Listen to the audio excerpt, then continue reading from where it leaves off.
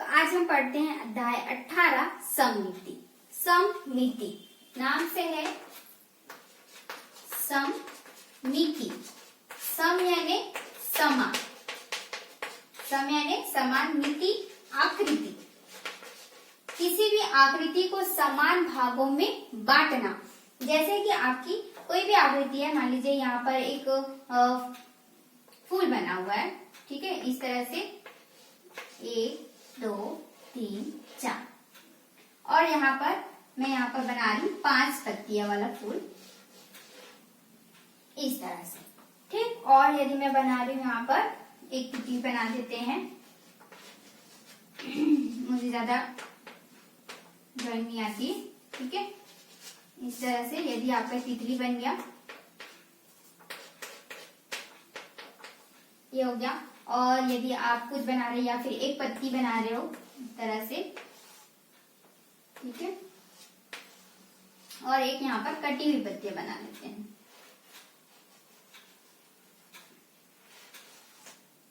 इस तरह से, ठीक। ये मैंने कुछ आकृतियां यहाँ पर बनाई हुई है। तो आकृतियों को समान भागों में बांटना ही हमारा क्या होता है, सममिति होता है। तो यदि मैं इस आकृति को बांटती हूँ तो देखिए,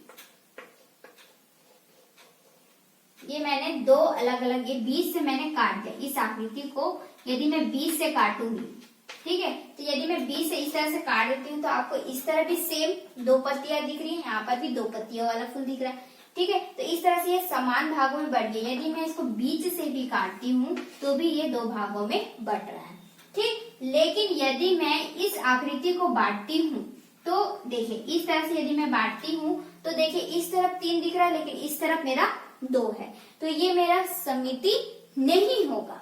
ये मेरा सममिति है क्योंकि ये समान भागों में आपको बटा हुआ दिख रहा है, सेम आकृति दिख रही है, कोई भी चेंजेस मुझे नहीं दिख रहा है, ठीक है। तो लेकिन यहाँ पर मेरे 3 यहाँ पर पत्तियां बन रही, लेकिन यहाँ पर सिर्फ 2 ही पत्तियां बन रही, तो ये मेरी सममिति नहीं होगी।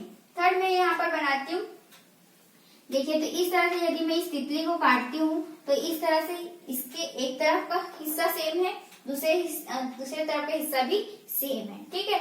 इस पत्ती को भी यदि काटते हैं तो इसका भी हिस्सा सेम दिखेगा आपको, ठीक है, इधर भी सेम है, उधर भी सेम है। इस पत्ती को यदि आप काटें तो देखिए यहाँ पर मैंने बनाया हुआ 1 2 3 4 और यहाँ बनाया 1 2 3 4 5। तो यदि मैं इसको बीच से काटती हूँ तो आपका क्या दिखेगा, ये आपको एक जैसा दिख रहा है क्या, नहीं, ठीक है। इधर यदि 4 लाइन है तो इधर भी 4 लाइन ही बनना चाहिए। इस तरह से मैंने क्या किया, थोड़ा जो आकृति है उसमें चेंजेस कर दिया है, ठीक है। यदि आपका एक दर्पण है, मान लीजिए आपका, तो दर्पण के एक तरफ जो राइट साइड है, लेफ्ट साइड में भी आपका सेम दिखना चाहिए। यदि हम आईने में देखते हैं खुद को तो हम सेम नजर आते हैं, ठीक है। यदि हमारा हिस्सा है, यहाँ पर हमारा 2 कान है, यदि हम इसको बीच से यदि इस तरह से काटते हैं, यदि मान लीजिए कोई आकृति है इस तरह से, ठीक है, ये मेरा नाक हुआ, हो गया, ये 2 कान हो गए, ठीक है। इस तरह से आकृति बनी हुई है। यदि इस आकृति को यदि मैं बीच से काटती हूँ इस तरह से, तो दोनों हिस्से आपको बराबर दिखेंगे। यहाँ पर एक कान है, दूसरी तरफ भी कान है, यहाँ पर एक आंख है, दूसरा आंख है। नाक का भी 2 हिस्सा करें तो एक तरफ इधर, एक आधा इधर आ जाएगा, और मुंह का भी आधा हिस्सा करें तो आधा इधर, आधा उधर चले जाएगा। तो इस तरह से जो आकृति है वो यदि हम उसको डिवाइड करते, 2 भागों में बांटते, तो आकृतियों में डिफरेंस नहीं होना चाहिए, उसे हम क्या कहते हैं, सममिति। और ये जो मैं लाइन खींच रही हूँ, ठीक है, ये जो मैं लाइन खींच रही हूँ, जो बीच काट रही हूँ, इस लाइन को हम क्या कहते हैं, सममिति अक्ष कहते हैं। क्या कहते हैं, सममिति अक्ष। इस लाइन को कहते हैं सममिति अक्ष। जो सममिति नहीं है उसमें हम सममिति अक्ष नहीं दर्शाएंगे, ठीक है। जो सममिति है हमारा उसे हम सममिति अक्ष दर्शाते हैं, ठीक।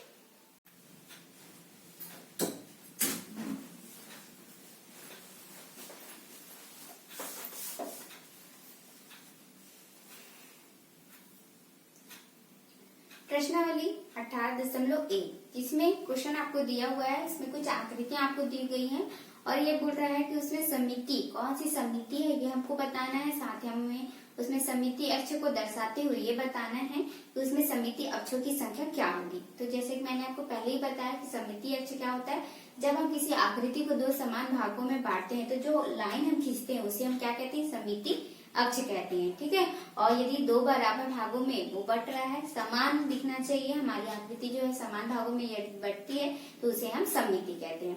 तो यहाँ पर कुछ आकृतियां दी गई हैं, जैसे कि हमारा यहाँ पर दिया हुआ है वर्ग, इस तरह से आपको वर्ग दिया हुआ है। सेकंड आपको दे दिया है समबाहु त्रिभुज, ये समबाहु त्रिभुज है। उसके बाद विषमबाहु दे दिया है इस तरह से, ये आपका इस तरह से ये विषमबाहु त्रिभुज है।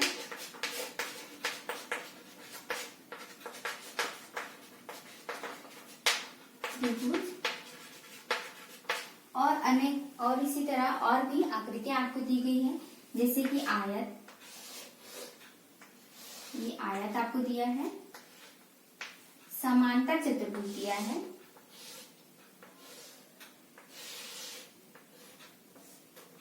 और समचतुर्भुज है।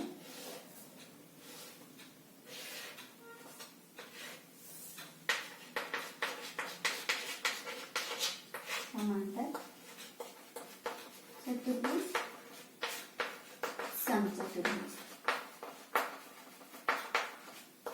ये हमारा आयत इस तरह से। चलिए पहले इन्हीं डायग्राम में देख लेते हैं कि सममिति कौन सी आकृति सममिति है और कौन सी आकृति सममिति नहीं है। तो जैसे कि ये दिया है वर्ग, तो वर्ग का डेफिनेशन हम क्या पढ़ते हैं कि जिसकी चारों भुजाएं बराबर होती है। ठीक है, यहाँ पर क्या हमारी जो आकृति है जिसकी चारों भुजाएं क्या है, बराबर है। ठीक, और प्रत्येक पर 90 अंश का कोण बनता है, तो इस तरह से 90 अंश का कोण भी बन रहा है ना। तो ये क्या है, चारों तरफ से बराबर। यदि ये 2 सेंटीमीटर, ये 2 सेंटीमीटर, ये भी 2, 5-5 सेंटीमीटर लोगे तो सारी भुजाएं जो है 5-5 सेंटीमीटर की होंगी। तो यदि उसको आप काटते हो, जैसे कि 4 सेंटीमीटर है, ठीक है, 0 से 4 सेंटीमीटर, तो ये क्या होगा, इस तरह से वो 2 भागों में बढ़ जाएगा, इधर 2 सेंटीमीटर, इधर 2 सेंटीमीटर, कटेगा कि नहीं। तो इस तरह से हमारा जो वर्ग है उसमें वो हम 2 भागों में इसे बांट सकते हैं। तो जैसे ये मैं आकृति को इस तरह से काटती हूँ, तो इस तरह से देखिए, इधर का पूरा भाग आपको सेम दिखेगा और इधर का पूरा भाग सेम दिखेगा। ठीक है, उसी तरह यदि इसको मैं इस तरह से बांटूं तो भी हमारी क्या है, आकृतियां बराबर कटेंगी। यदि इसे हम इस तरह से काटें तो भी बराबर होगा, और इस तरह से काटें तो भी हमारा बराबर होगा। ठीक है, इसको मैं आपको एक पेपर में ड्रॉ करके दिखाती हूँ। देखिए, तो इस तरह से ये हमारा एक वर्ग है, इस तरह से एक वर्ग है। ठीक है, यहाँ पर चारों भुजा जो है वो आपको बराबर दिख रही होंगी। ठीक है, तो इसको यदि मैं इस तरह से, जैसे कि मैंने आपको पहले बताया कि यदि मैं इसको बीच से काटती हूँ, तो बीच से इस तरह से लंबा यदि मैं काटूंगी तो देखिए यहाँ पर ये पूरी आकृति आपको बराबर दिख रही है। यानी पहली जो आकृति है वो दूसरी आकृति को, ये 2 भागों में बटा हुआ है। ठीक है, पहली आकृति जो है वो दूसरी आकृति को पूरी तरह से ढक लेती है। ठीक है, तो यदि वो पूरी तरह से ढक लेती है तो ये हमारी क्या है, सममिति है। तो इस तरह से आप देखो, यदि बीच से काटेंगे तो ये पूरी आकृति ढक गई। इसी तरह आप इस तरह से करोगे तो भी ये पूरी तरह से ढक लेगी, और यदि ये मैंने यहाँ पर क्रॉस में भी किया हुआ है इस तरह से, इस कोने और इस कोने को लेकर, तो भी आपकी आकृति जो है वो पूरी तरह से ढक लेगी। देखिए, है ना। और यदि आप इस तरह से भी लोगे तो भी ये आकृति ढक लेती है। तो इस तरह से आप देखोगे कि वर्ग की ऐसा ये क्यों हो रहा है, क्योंकि ये वर्ग है, वर्ग में चारों जो भुजाएं हैं वो आपकी बराबर होती है। इसलिए हम इसको क्या कर सकते हैं, किसी भी एंगल में काट सकते हैं। तो दूसरी आकृति जो है, पहली जो आकृति है वो दूसरी आकृति को पूरी तरह से ढक लेती है। ठीक है, तो इस तरह से इसमें देखें तो ये जो मैंने लाइन ड्रॉ किया है इसे हम क्या कहेंगे, सममिति अक्ष। इस तरह से सममिति अक्ष हो गया। तो इसमें देखेंगे यदि हमारे सममिति अक्षों की संख्या क्या है, तो आप यहाँ पर देख पा रहे हो कि ये जो आकृति है वो क्या है, हमारी चारों जो हमने ड्रॉ किया है उससे हमको यहाँ पर डेमो भी देखा। तो यहाँ पर देखा कि जो आकृति है, पहली आकृति जो है वो दूसरी आकृति को पूरी तरह से ढक ले रही है, इसलिए ये आकृति क्या है, सममिति है। क्योंकि प्रश्न में आपको पूछा है कि कौन सी आकृति जो है वो सममिति है, तो आपको यहाँ पर लिखना है कि यह आकृति समितियां। और इसके बाद ये बोल रहा है कि इसमें सममिति अक्षों की संख्या भी बताना है आपको, तो यहाँ पर हम सममिति अक्षों की संख्या भी लिखेंगे। सममिति अक्षों की संख्या इस तरह से यदि हम संख्या लिखते हैं तो यहाँ पर देखिए सबसे पहले मैंने यहाँ पर एक ड्रॉ किया, दूसरा, तीसरा और ये चौथा। ध्यान रखोगे 1 2 3 4 ऐसा नहीं ऐसा गिनना नहीं, ये पूरा एक लाइन हुआ, ये 2 लाइन, ये 3, ये 4, इस तरह से आपको गिनना है। ठीक है, तो यहाँ पर 1 2 3 4 मैंने 4 लाइन यहाँ पर सममिति अक्ष के दर्शाए हैं, तो आपको यहाँ पर लिखना है सममिति अक्षों की संख्या बराबर 4। ठीक है, उसी तरह यहाँ पर देखेंगे समबाहु त्रिभुज, क्योंकि ये क्या है समबाहु, जिसकी तीनों ही भुजाएं बराबर, जैसे कि यहाँ पर था कि चारों भुजा बराबर, वैसे यहाँ पर तीनों भुजा बराबर है। तो इसमें भी यदि हम एंगल काटेंगे तो ये इस तरह से आप पेपर में करके देखोगे, इस तरह से करोगे तो यहाँ पर भी ये पूरी बराबर कट जाएगी। ठीक है, तो ये भी हमारा क्या है समबाहु त्रिभुज है। ठीक, ये हमारा समबाहु त्रिभुज है, इसलिए ये जो आकृति है आपको इस तरह से बराबर कटती हुई नजर आएगी। ठीक है, तो इसमें आपका सममिति अक्षों की संख्या 1 2 3, तो यहाँ पर आप लिखोगे सममिति अक्षों की संख्या 3 है। ठीक है, और इस तरह से आपको जहां पर भी आप खींच रहे हो लाइन वहां पर लिखना है सममिति अक्ष। ठीक, अब हमारा थर्ड में पहुंचते हैं। ये क्या दिया है विषम बाहु त्रिभुज। विषम बाहु त्रिभुज यानी जिसकी तीनों ही भुजाएं क्या होती अलग अलग माप की होती है, या फिर 2 भुजा एक माप की होगी लेकिन तीसरी भुजा नहीं होगी। इस तरह से आपका क्या है जब 2 भुजा बराबर होती है वो तो समद्विबाहु हो गया है ना। यहाँ पर क्या होती है तीनों ही भुजा क्या होती है अलग अलग माप की होती है। तो यहाँ पर ये किसी भी एंगल से आप देखोगे, यदि आकृति कुछ इस प्रकार है कि एक भुजा आपकी अलग माप की है, दूसरी भुजा अलग माप की है, तीसरी भुजा अलग माप की है, तो वहां पर आप सममिति अक्ष यदि दर्शाते हो, देखिए इस तरह से यदि आप दर्शाते हो तो ये क्या आपको बराबर भागों में दिख रहा है? नहीं दिख रहा है। यहाँ पर क्या एंगल छोटा त्रिभुज बन रहा होगा और यहाँ पर बड़ा बन रहा होगा। ठीक है, तो इस तरह से यहाँ पर आप देख पा रहे हो कि ये क्या है सममिति नहीं है। तो जिसमें सममिति नहीं है हमको वहां पर सममिति अक्ष मिलेगा ही नहीं। ठीक है, सममिति अक्ष तब मिलता है जब वो सममिति होगा, और सममिति तब होगा जब उसे हम समान बराबर भागों में बांट पाएंगे। तो ये हम बांट ही नहीं पा रहे हैं, इसलिए से ये क्या लिखोगे आप, यह सममिति नहीं है। ठीक है, तो सममिति नहीं है तो वहां पर सममिति अक्षों की संख्या हमारी नहीं होगी। फिर नेक्स्ट हम बढ़ते हैं आयत। यहाँ पर दिया है आयत, तो ये है, तो जैसे ये पेज है हमारा, ठीक है,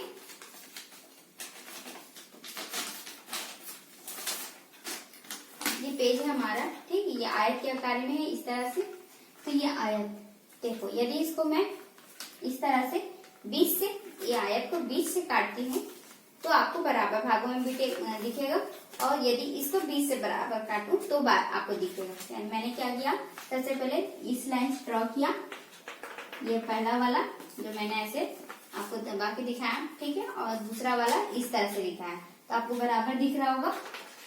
लेकिन जब मैं इसको इस तरह से मोड़ती हूँ, यानी कि इस कोने को इस कोने से, इस कोने को इस कोने से, ठीक है, तो आप देख पा रहे होगे कि ये जो पहली आकृति है वो दूसरी आकृति को ढक नहीं पा रही। यहाँ पर बिल्कुल ये अलग दिखाई दे रहा है, ये अलग हिस्सा दिख रहा है और ये अलग दिख रहा है। तो इस तरह से हम देख पा रहे हैं कि हम यदि कोने में काटते हैं तो हमारी सममिति नहीं हो पा रही है। ठीक है, तो हमारा जो सममिति अक्ष है यहाँ पर सिर्फ 2 ही होगा, 1 और ये 2। तो यहाँ पर आप सममिति अक्षों की संख्या क्या लिखेंगे, 2। यहाँ पर लिखोगे आकृति सममिति है और सममिति अक्षों की संख्या यहाँ पर 2 हो जाएगी। यहाँ पर है समांतर चतुर्भुज। ठीक है, समांतर चतुर्भुज का डेफिनेशन क्या होता है, जिसकी 2 भुजाएं परस्पर समांतर या बराबर होती है। ठीक है, यानी कि ये 2 भुजा, ये 2 भुजा, ये और ये, इस तरह से होगा। तो देखिए ये जो है वो आकृति आपको आयत के जैसे ही दिखेगी, है ना, लेकिन आयत में क्या होता है 90 अंश का कोण बनता है। यहाँ पर ये जो कोने हैं उसके ये बराबर है, ये कोने जो है इसके बराबर थे, इसलिए मैं इसको इस तरह से मोड़ पाई। लेकिन यहाँ पर देखिए इसका एक कोना यहाँ पर आ रहा है और दूसरा कोना यहाँ पर आ रहा है। तो यदि आप इसको इस तरह से मोड़ते हो तो ये बराबर ना जाके ऐसे जाएगा या फिर छोटा बनेगा इस तरह से। ठीक है, यदि आप इसको मोड़ोगे तो यहाँ आएगा, तो यानी कि ये हिस्सा जो है वो आपका निकल जाएगा, आगे आ जाएगा। तो इस तरह से हम इसको मोड़ नहीं पाएंगे। तो ये जो हमारा समांतर चतुर्भुज है उसमें हम सममिति नहीं दर्शा सकते, क्योंकि यहाँ पर आप किसी भी एंगल से मोड़ोगे तो ये क्या है, इसका आधा हिस्सा, जैसे ये यहाँ पर, तो इसका आधा हिस्सा यहाँ पर एक्स्ट्रा निकला हुआ दिखेगा आपको, है ना। तो वहां पर सममिति आप नहीं दर्शा सकते, तो ये क्या लिखेंगे, इसकी समांतर चतुर्भुज जो है वो सममिति नहीं है। ठीक, सम चतुर्भुज में देखते हैं। सम चतुर्भुज में क्या होगा, यहाँ पर भी देखिए कि इसके भी कोने निकले हुए हैं, इस तरह से निकले हुए, लेकिन सम चतुर्भुज में क्या होता है, चारों भुजाएं यहाँ पर बराबर होती है। सम चतुर्भुज और वर्ग के डेफिनेशन में सिर्फ यही अंतर होता है कि इसमें 90 अंश बनता है, लेकिन यहाँ पर 90 अंश नहीं बनता, लेकिन इसकी भी जो भुजाएं है वो क्या होती है, बराबर होती है। ये जो भुजाएं है हमारी वो क्या होती है, चारों भुजाएं बराबर होती है। इसलिए यदि आप ऐसे मोड़ो, इसको ऐसे मोड़ो तो ये एंगल दिखेगा, ये एंगल दिखेगा, ठीक है। लेकिन यदि आप इस कोने को इस कोने से मिलाओगे, ऐसे मिलाओगे, तो ये आपका जो देखो ये कोना जो है और ये कोना, यदि आप दो भागों में बांटोगे तो बिल्कुल वो बराबर दिखेगा। तो इसको हम इस तरह से क्रॉस क्रॉस में सममितीय अक्ष दर्शा सकते हैं, लेकिन इसमें नहीं दर्शा सकते, क्योंकि इसकी जो लंबाई है वो बिल्कुल अलग है, क्योंकि ये दोनों बराबर है, ये दोनों बराबर है ना। तो यहाँ पर जो माप है वो अलग अलग थे, लेकिन यहाँ पर जो माप है वो सेम है। इसलिए हम वर्ग की तरह इसको 4 भागों में ऐसे नहीं बांट पा रहे हैं, लेकिन हम इसके कोने कोने को यदि मिलाएं तो ये जो पहली आकृति है दूसरी आकृति को पूरी तरह से ढक लेगी। ये जो शीर्ष है वो यहाँ आ जाएगा, ये दोनों शीर्ष तो अपनी जगह ही रहेंगे, ठीक है। तो इस तरह से सम चतुर्भुज में भी आप यहाँ पर सममितीय अक्षों की संख्या दर्शाएंगे, तो ये सममितीय अक्षों की संख्या यहाँ पर 2 हो जाएगी इस तरह से। और जहां पर भी आप सममितीय अक्ष दर्शा रहे हैं वहां पर आपको इस तरह से सममितीय अक्ष लिखना है, ठीक। तो इस तरह से, और यदि यह नहीं है तो आप लिखोगे यह आकृति सममिति नहीं है। इस तरह से आपको लिख देना है कि जो आकृति सममिति नहीं होगी, और यदि आकृति सममिति है तो लिखना है कि यह आकृति सममिति है, और फिर आपको सममितीय अक्षों की संख्या वहां पर लिखनी है, ठीक। नेक्स्ट हम देखते हैं, हमारी आकृति और भी दी गई है, जिसमें आगे दिया हुआ है ये हमारा अर्धवृत्त है। अर्धवृत्त क्यों कहा जाता है कि ये जो पूरा वृत्त होता है, इस तरह से एक वृत्त होता है, उसका यदि हम आधा हिस्सा कर लें तो ये क्या होता है, अर्धवृत्त, ठीक है। इसलिए इसे अर्धवृत्त कहा जाता है। इस तरह से ये क्या है, हमारा अर्धवृत्त है, ठीक है। और यदि वृत्त को यदि हम 4 भागों में बांटे, यदि वृत्त को 4 भागों में बांटे तो ये जो हिस्सा है आपका, ठीक है, ये जो हिस्सा है वो क्या हो गया, चौथा हिस्सा हुआ कि नहीं। यहाँ पर 1 2 3 ये जो वृत्त बना था ये 4 हुआ, तो ये कितना हुआ, चौथा हिस्सा हुआ। इसलिए जब हम यहाँ पर डायग्राम जो दिया गया है इस तरह से आपको जो दिया है वृत्त का चौथा हिस्सा दिया है, इसलिए इसको हम चौथाई कहेंगे। आगे दिया हुआ है ये पूरा इस तरह से आपका वृत्त बना हुआ है, एक यहाँ पर वृत्त बना हुआ है, और यहाँ पर दीर्घ वृत्त भी बना हुआ है इस तरह से, ठीक है। इस तरह से आपको आकृति यहाँ पर दी गई है। इसमें भी हम सममिति देखें तो इसको जैसे कि वृत्त था, ठीक है, ये जो वृत्त था तो मैंने जब काटा इस तरह से काटा, ठीक है। तो ये देखिए ये हमारा आधा हिस्सा है, तो इसको मैं सिर्फ ऐसे ही काट पाऊंगी, ऐसे ऐसे नहीं काट पाऊंगी, ठीक है, क्योंकि ये जो आकृति है वो पूरी बराबर नहीं हो पाएगी। तो यहाँ पर सिर्फ जो सममितीय अक्षों की संख्या होगी, क्योंकि ये हिस्सा और ये हिस्सा को यदि हम दबाएं तो ये क्या हो जाएगा, मिल जाएगा। लेकिन और यदि मैं ऐसे काटूंगी, मान लीजिए यदि ऐसे काटते हैं तो देखिए ये जो है वो गोलाई हिस्सा आ रहा है और ये जो है वो लाइन आ रहा है, ठीक है। तो इस तरह से वो आकृति जो है वो ढक नहीं पाएगी, ठीक। यहाँ पर जो आकृति हमारी इस तरह से, तो ये यहाँ पर भी गोलाई, यहाँ पर गोलाई, यदि इसको हम यहाँ पर पलटे तो इस तरह से ये पूरा आ जाएगा। तो यहाँ पर सममितीय अक्ष आप दर्शाओगे तो यहाँ पर सममितीय अक्षों की जो संख्या है वो सिर्फ 1 है।